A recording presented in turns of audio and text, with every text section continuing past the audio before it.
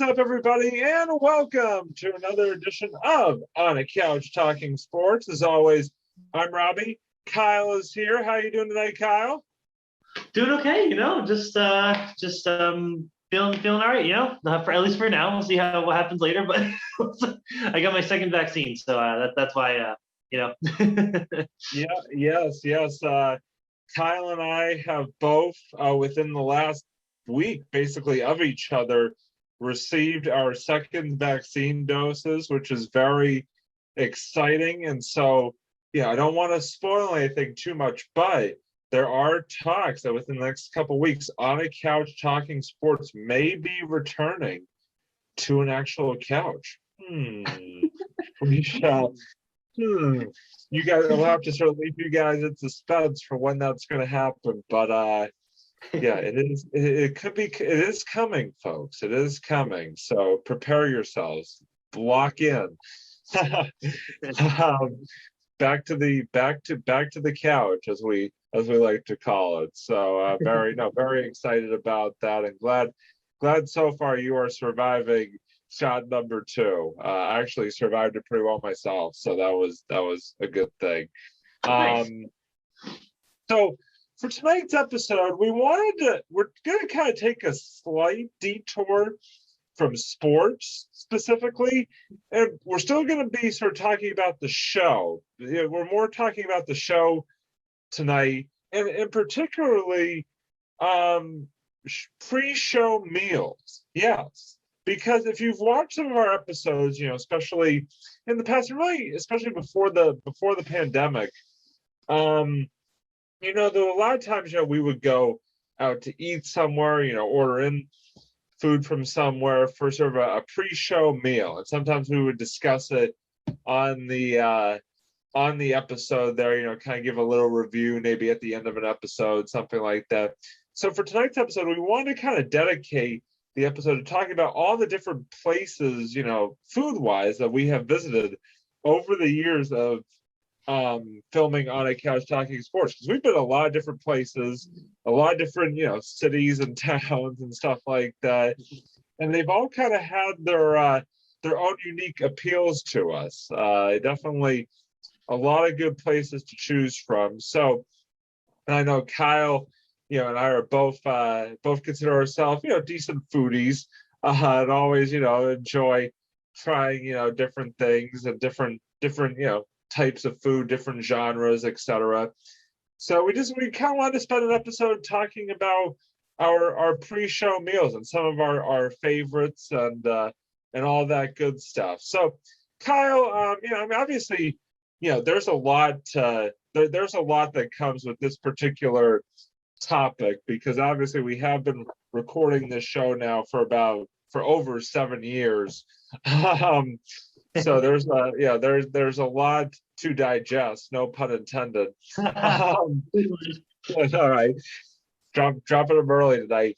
But what I want to kind of ask you is just, maybe, we obviously don't have to go through every single place that we've been to over the last 7 years, but I was curious, in your mind, just to sort of, start the ball rolling here for us, what's some of your notable / favorite food places are that we've been during our time of filming On the Couch?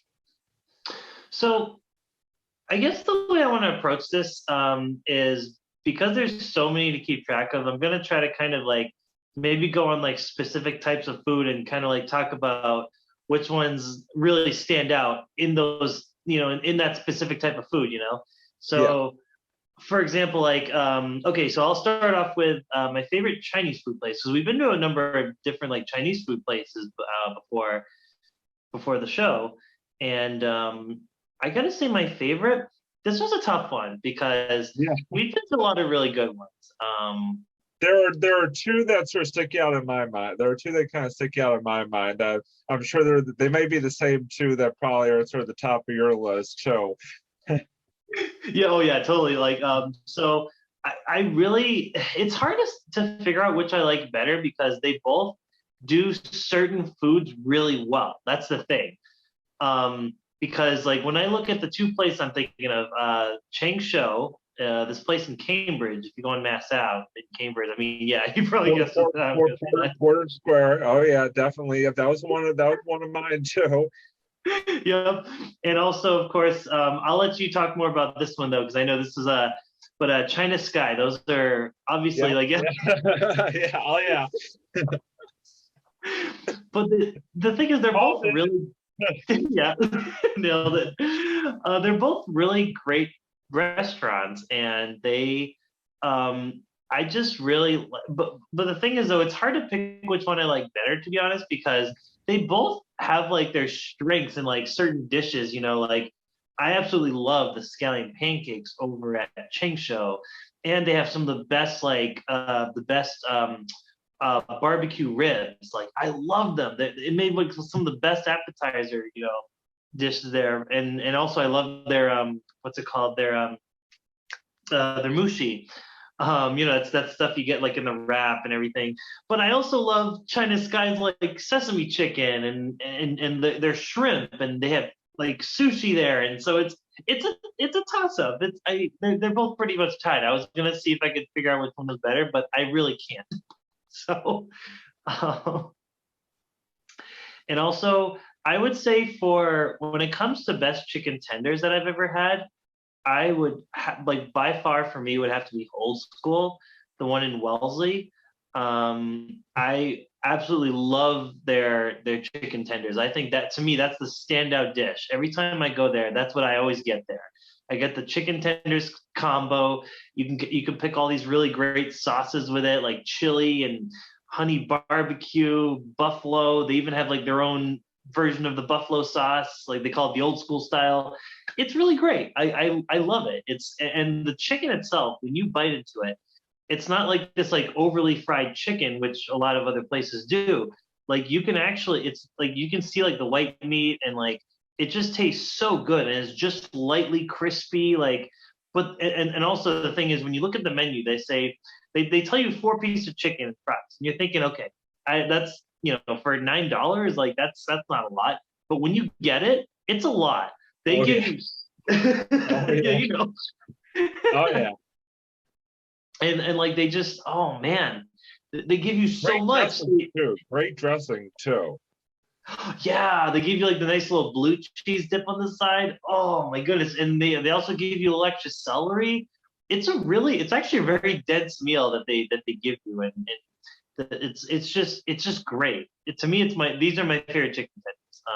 Oh, Like I love it. And as far as I guess as far as pizza would go, oh man. I mean, we've been to so many good pizza places. I know, right?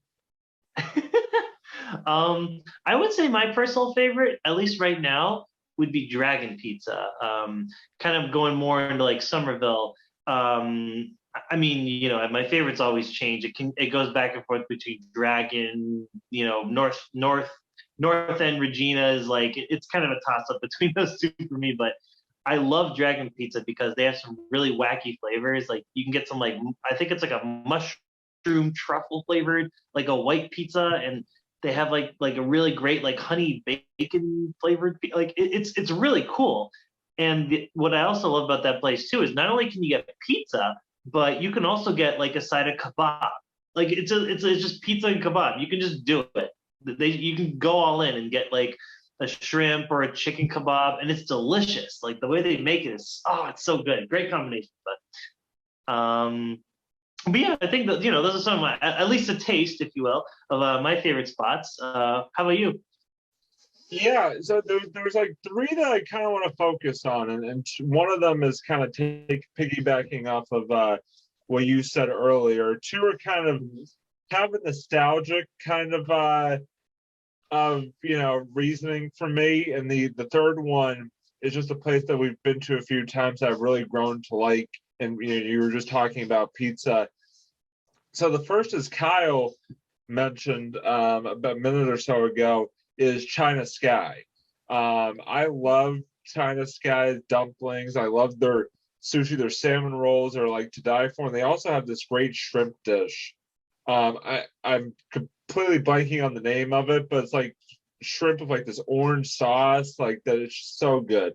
Yeah, I really. It's in Winchester, by the way. If you guys are Yeah, looking for this yeah, yeah. place. China Skies in Winchester. But the reason that Kyle and I both really started going to that China Sky has nothing to do actually with that particular China Sky. It has to do with that growing up in Wellesley, there was another China Sky located in Wellesley for many years that Kyle and I, when we started, when Kyle moved to town and we got to know each other and stuff like that, would go out, whether it be for lunch, dinner, whatever the case may be. And, unfortunately, it kind of left Wellesley, and there was a long period of time where, we went there no longer. But then we come to find out, or Kyle came to find out, that it actually had reopened in Winchester. And so we finally started going again. And, it's basically the same dishes, the same ambiance, the same everything that we were used to from the one in Wellesley. So it's kind of that nostalgic kick, which is always fun. The second one that kind of falls in to that category as well is Figs, located in Beacon Hill on Charles Street. And that's because there used to be a Figs in Wellesley Center for many years. They, again, really enjoy going to. And we finally, realized that there was one still up close to where Kyle is now living, in the Somerville, Cambridge, Medford area. And so we, a few times, have been over there to get food, and they have tremendous pizza. They have this pizza called the Bronx Bomber, which is like a cheese and I think it's like cheese and pepperoni pizza. Is so good. That's like my go-to pizza there. And they have the best bread there too. This like kind of like, I'm not exactly sure how you describe the bread there, Kyle, but it's really like focaccia. Is that what it's called? Yeah. I was just thinking that. Yeah, it's probably. Yeah, it's just with so like the olive oil. With the olive oil is to die for. Oh, it's just it's so good. It's kind of a little hole in the wall, so to speak, that particular one, but it's so good. It's so worth it. I've really enjoyed being able to sort of go back again, sort of get a nostalgic taste of sort of being able to get what we used to get, the one in Wellesley. And then the third one. My two favorite dishes. Sorry, really quickly. I just got them in there. My two favorite dishes there. I absolutely love the warm spinach and bacon salad that they have there. It is incredible. The Caesar salad is really good too, as well. Yeah, and also like talk about wacky pizza flavors. That one has one of the wackiest ones I've ever had. You can get like literally, it's a calamari pizza. It's like a calamari arugula lettuce pizza. It's incredible. Like you need to try it. It's, but anyways, yeah. Mind blown. Yeah. No, it is really a great place. And again, like I said, we just always enjoy going there. It's so good.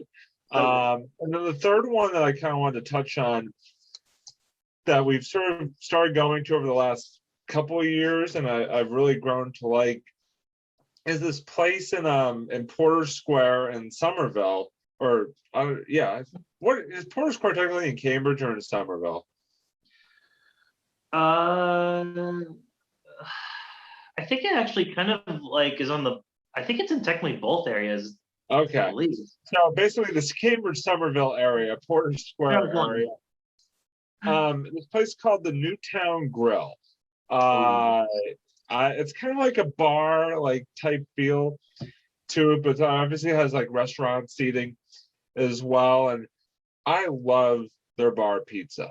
Their bar pizza is so good. You could get it just as a cheese pizza, or it's perfect for like individuals, perfect size for like individuals. You get it as a cheese pizza, or you can get like different toppings on it. Like I've gotten it one time, I remember, with bacon on it, which was really good. It's excellent, folks. So I would definitely highly recommend them. But I mean, there are just so many good places. I do actually, what just popped in my head, I can't believe I didn't think of this place sooner, But one of the places that we have to bring up, if we are going to talk about food and our excursions slash filming slash just everything, we have to bring up Craigville Pizza in Centerville, Massachusetts. I mean, it is a staple of every single Cape trip, Kyle, that I've ever taken. I mean, they just have so much good food there. The nachos there are to die for. The pizzas, the sandwiches, just everything there. It's just so good, so good, and just very, very, yeah. Again, sort of very nostalgic thinking about it, just given all the times we've gone down there on our Cape trips and all that good stuff. But yeah, I mean, there's so many. There's so many places. I mean, you mentioned Regina's. Like Regina's is always so good. Old school pizza, Bertucci's.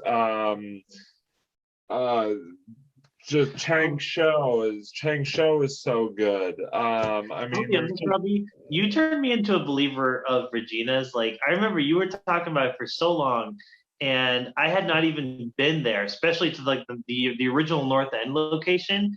And like we were just talking about this the other night, actually, I remember. And like I was like, yeah, Regina's, whatever. They're like a chain. You find them in the malls or whatever. And then Robbie was the one who convinced me. You were like, no, Kyle, this is legit. This is the real stuff. And so I went there. And I'm like, okay, whatever. In order to fully experience Regina's, you have to go to the OG one in the North End. Like you have to. It is worth the trip. Like 100%. It really is. It's so good. Like I was like, okay, this will be okay, whatever. This will be like maybe Papa Gino's level. And then I tried. I'm like, okay, no, this is like some of the best pizza I've ever had. So good. No, it really is worth sort of making a trip over the North End for sure. You turned me into a believer. I have my moments. But so speaking of this topic, and the one other sort of category that we haven't dove into yet that I wanted to get your take on, because this is another food area where you and I have always tend to enjoy, that is ice cream. I mean, you and I don't have many get-togethers, especially filming related get-togethers, where we don't stop and get ice cream somewhere from some place. So I wanted to get your take, some of your favorite ice cream spots that we have frequented over the years. I'm sure they'll probably be on the same they're probably both, you and I will probably be on the same wavelength in terms of these ones as well. But I was curious to get your take on it. So I'm going to start off with probably my favorite ice cream of all time. For me, this ice cream doesn't compare with anything else because it is uncomparable. It is just that good. And I'm going to have to say Four C's, which is literally right down the road. Yeah, you know I was going to go there. Oh, yeah. Which is literally, it's also in Centerville. And it is actually not that far away from Craigville Pizza. And I'm sure a lot of people who have been down to that part of the Cape have done the dangerous combo of going to Craigville Pizza, whether it's for lunch or dinner, followed by a Four C's trip. I'm sure that's happened so many times. And yes, you and I have done that countless number of times as well. And honestly, Four C's it's some of the it's literally the best ice cream I think I've ever had. It is, the place is like, you don't look at okay, the place doesn't look like much on the outside and on the inside obviously, but when you go there and when you try any form of their ice cream, literally any flavor, their peppermint, their vanilla, their chocolate, it is the creamiest ice cream it's just so good. It's just like the consistency, they just nailed it. And even when you go for like the sundaes, their sundaes, their hot fudge is great. Their whipped cream, it's just, everything's like homemade over there. It's just, it really is a local staple, I feel like. And if you're gonna go down the Cape, especially in that area, granted there are a lot of really good ice cream places down the Cape, like Cape Cod Creamery and so on. But if you're gonna go in that area, you need to go to Four Seas. Like you have to go. That's like one of the first places you need to go if you're planning to have ice cream. Like it's really good. So yeah. Yeah, definitely. And I think two of the other ones that definitely have become staples for us over the years have been JP Licks. Obviously, many different locations of JP Licks that we've gone to. Very And solid then, chain. yeah, no, great, no, absolutely great chain. A lot of good. Their monthly flavors. A lot of times they have very good monthly flavors, along with sort of the staples, so to Oh, speak. yeah, they got so many wacky flavors. I love it. Especially depending on the time of year, they'll kind of like fit their monthly flavors to sort of fit the time of year. So you'll definitely get some very interesting Crete concoctions for sure when you go there. But and then the other one, I mean, this one again is sort of a classic staple for a number of reasons. White Mountain Creamery. Currently, obviously, more recently, Kyle and I have sort of frequented the one over by Boston College, but there used to be one, as we may have alluded to in the past, right in Wellesley as well when we were growing up and all of that. So that we would, go to quite often, during our younger days. And like I said, just the ice cream at White Mountain, not a lot can top it. I mean, they have really really good flavors. They're great toppings too. I mean, the for like Reese's cups, they literally give you sort of really well done Reese's cups and all that good stuff. Like so actual crushed up Reese's cup. Yeah, Oh, yeah. beautiful. Oh, it's so good just thinking about it. But like I said, just a lot of we've been to up, and there are so many places that we could name. I mean, we could spend like 3 hours just going through every single little place that we've been to over the course of our time, going to recording these episodes and going to different towns, whether it be Medford, whether it be Somerville, whether it be Cambridge, whether it be wherever. Actually, sorry, there is one more place that I want to mention. Unfortunately, it's not open anymore, which I'm very sad about. Oh. I think Kyle may know where I'm going with this. Yeah. It's in Harvard Square, and it is the Border Cafe. The Border. I think ice cream place. Okay, never mind. Maybe you'll have to tell me after I'm done where you thought I was going. But the Border Cafe, they had some of the best like popcorn shrimp. I think they call it like gumbo shrimp or whatever it was called, and they had like this great sauce that, like, you dipped it in, and like it was a perfect appetizer. It was so good, and I just really, that was another sort of classic for me from all of our food excursions. But where did you think I was going, just out of curiosity? So actually, well, this place isn't quite closed. There is one location in Waltham, but I was going to jump back to ice cream, and one place I did want to give a good shout out. Yeah, you know where I'm going with this. Yeah, I wanted to talk about Lizzie's, because Lizzie also I think is Waltham. How about the Chateau? The Chateau is another good Italian joint. Oh, the Chateau's great. Yeah, even though it's a chain, it's still very good. Their tomato sauce is like very good. Yeah, but no, Lizzie's is also really good ice cream. Yeah, it's some of the best too, I think, and it is a very local place. Like there used to be several different locations, but there was one in Needham and Harvard Square, and yeah, there were a bunch. But I believe, yeah, the Needham one closed, and I think the Harvard Square one closed a little while back too. So unfortunately, the only one that, at least that we know of is in Waltham on Moody Street. But it's I don't know, who knows, maybe there's some other locations that we don't know in other towns around here. But that's a very good place. They give you really good portions too. Like their portions are huge. Oh, yeah. Like when you go there, watch out what you order. Like start with a small, like seriously, because if you get a medium, medium is like jumbo, and like I don't even want to know what large looks like. It's insane, but it's really good. No, I agree. I mean, I 100% agree with you on that. It is perfecto. Yeah, it's just like I said, there's so many places, and again, we're just sort of thinking of other ones as we go here. I mean, but there's so many other ones Oh yeah, that there's we a lot. could talk about. Like I said, we could do literally like a whole 3 hour show of just like going through every single food place we've been to over the years. The list is quite extensive.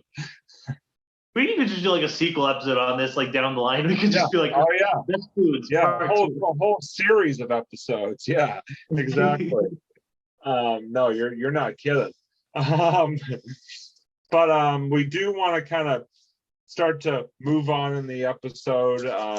Obviously, it's been fun and it's also made me hungry thinking of all these different food places that we've been to I know. over And I the just years. had Five Guys too. Like, what's up with that? Like, come on. What? I was like, and I just had Five Guys too. I mean, come on. Yeah, I know, right? Yeah, seriously. Five Guys, that's another one we've been to. Yeah, good. That's another good place as well. Um, So let us know what you guys think too. Like what yeah, some of your favorite places are. If you want to just shoot it down there in the comments or Facebook or whatever. So absolutely. No, definitely drop us a line. Let us know what your guys' thoughts are on some of your favorite food restaurants around this area, or even where you live. If you're watching from another state, where are some of your favorite places to go to eat?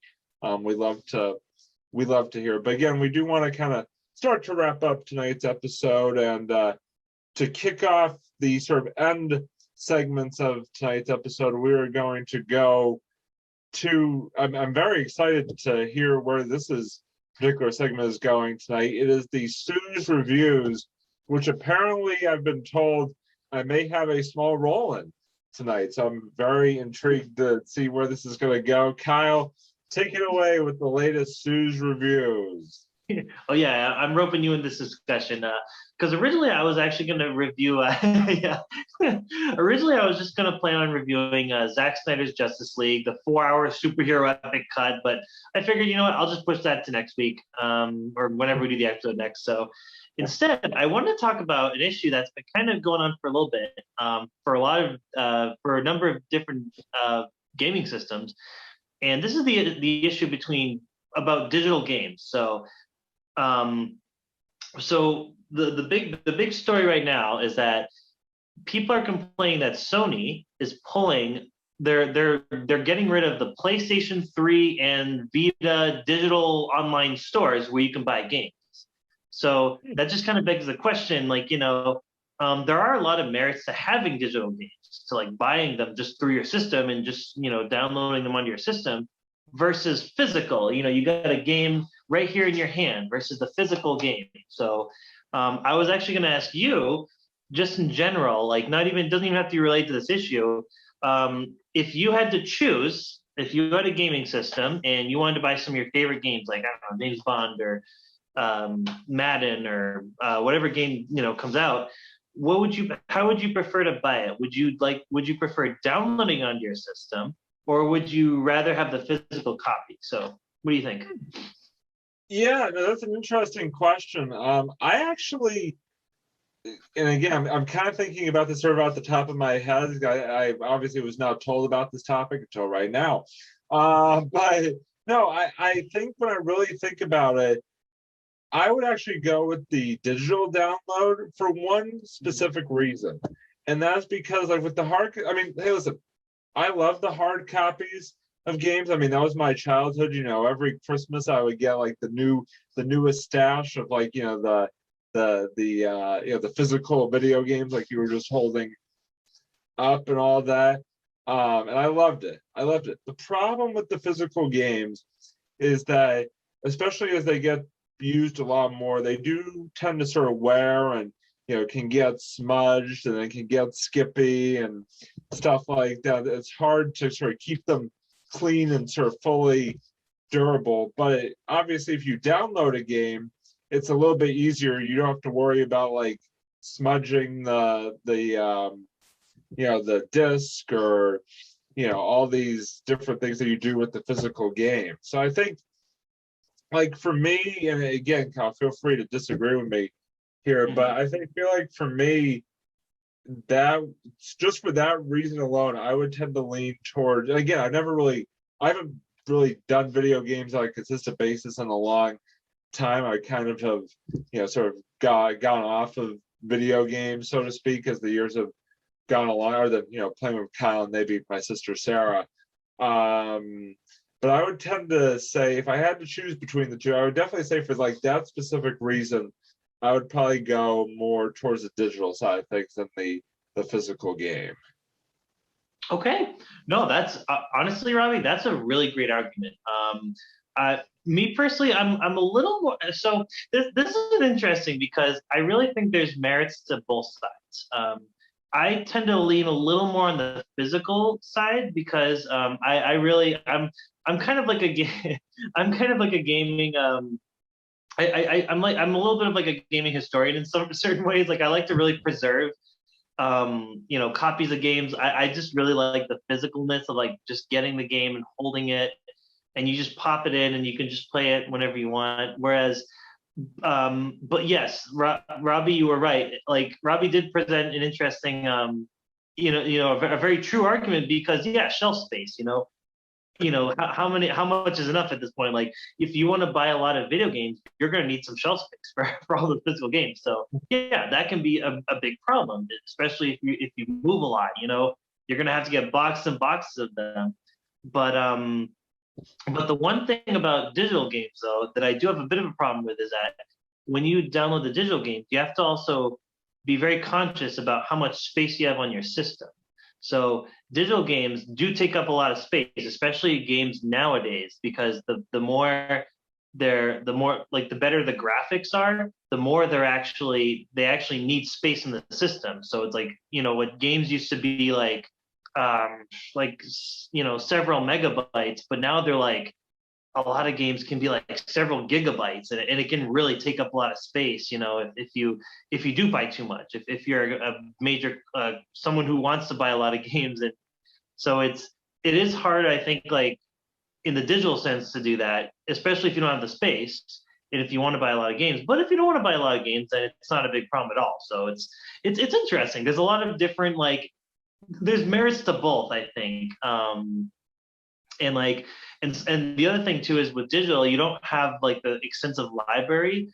Like a lot of times, like not every game that's physical will end up on the digital store either. So that's the other slight problem I have with digital. And sometimes if you don't buy the digital in time, they'll take it off the store and you won't be able to buy it again. Kind of like the Wii shop. They actually did that. Nintendo, when they closed the Wii shop, they actually took away a lot, like pretty much all the exclusive digital games. So once they did that, you can't buy those games anymore. So, and that's why people are complaining about the whole PlayStation thing. It's like they're going to take away all these games, and even like older games that you can play on newer systems, you're not going to be able to play them anymore unless you already downloaded them. So it's a very interesting topic. I think it really I guess I don't. I know we were kind of talking about this on a past episode with Jerome, as it was related to like a different particular topic.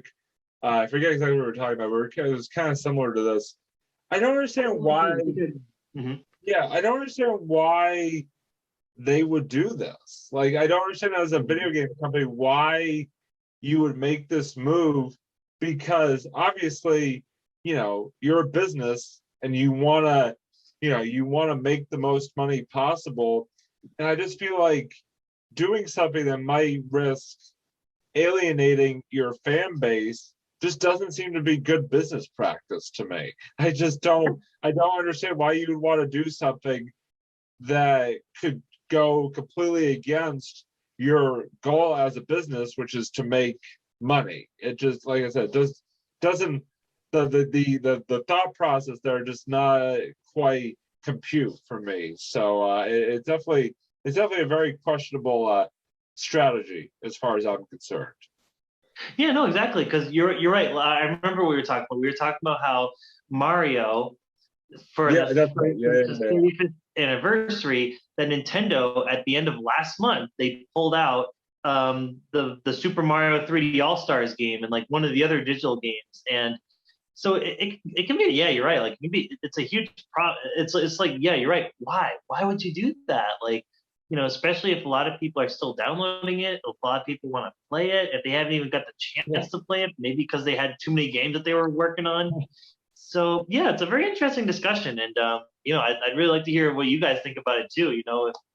What you guys think about the whole digital versus physical, and which you guys think is better. So hopefully they'll be able to fix it. Yeah, no, I agree. Definitely, yeah, folks, drop us a comment what your thoughts are on this whole debate, because that is a very interesting topic, because you're right. I could see both sides of it, but I also can't understand sort of the logic in doing what they are doing. It's very very, like I said, just very interesting to me that would be the route that they would choose to go. But no, very thought-provoking edition of the Suze Reviews, Kyle. So thank you as always for that. So for my final thought tonight, obviously there was some sports news related to New England area sports earlier this week, just a couple days ago actually, and that is that I think he knows where I'm going with this. A certain longtime member of the football team here in town, the New England Patriots, number 11, Julian Edelman, announced retirement. Kyle is really having an emotional reaction to Julian Edelman retiring. But yeah, I just wanted to say to Julian Edelman, thank you. Thank you for all the great moments and memories that you created for us Patriots fans during your time in Foxborough. Thank you for your catch against the Falcons of the Super Bowl comeback. Thank you for just all your just tremendous catches and plays, and just all, everything that you did to help us, win the 3 Super Bowls that we won with you as a member of the team. And hey, listen, I know, you've kind of banged up over the last couple of years. You haven't been 100%. That's a big reason why you're stepping away. You will be missed. You were one of the best Patriots wide receivers, at least of my lifetime. And you had a great career. I wish you nothing but the best in your retirement and in your future endeavors. And like I said, thank you to Julian Edelman for a great and just memorable career here in Foxborough. And by the way, you killed it with your retirement video. Very well done there, sir. Yeah, Kyle, I guess, especially given that emotional reaction you just had, just wanted to sort of, you brought me into the Suze Reviews. I want to bring you in here. If you could compose yourself momentarily here to my final thoughts, just your reaction and thoughts on Julian Edelman stepping away from professional football. No, I mean, in all seriousness, I'm gonna miss the guy, and I understand, because I had to think, and I'm like, oh yeah, he's like 35 now, right? 34, 35. Yeah, somewhere around there. And that's like pretty much the general retiring age for football, anyways. Not everyone can retire like almost 50, like Tom Brady can, I guess. So, but hey, like you said, like I think you said it best. He had a really great run, and the Patriots were very lucky to have a player like that. And you know what? I root for him in his media career now. So yeah. Absolutely. We love you, Jules, and best of luck in whatever the future holds for you. So that is going to wrap up this edition of On a Couch Talking Sports. Thank you, as always, everybody, for tuning in. We, as always, appreciate it. And until next time, that's Kyle. I'm Robbie, and we will see you next time here on a Couch Talking Sports. Goodbye, everybody. Cheers.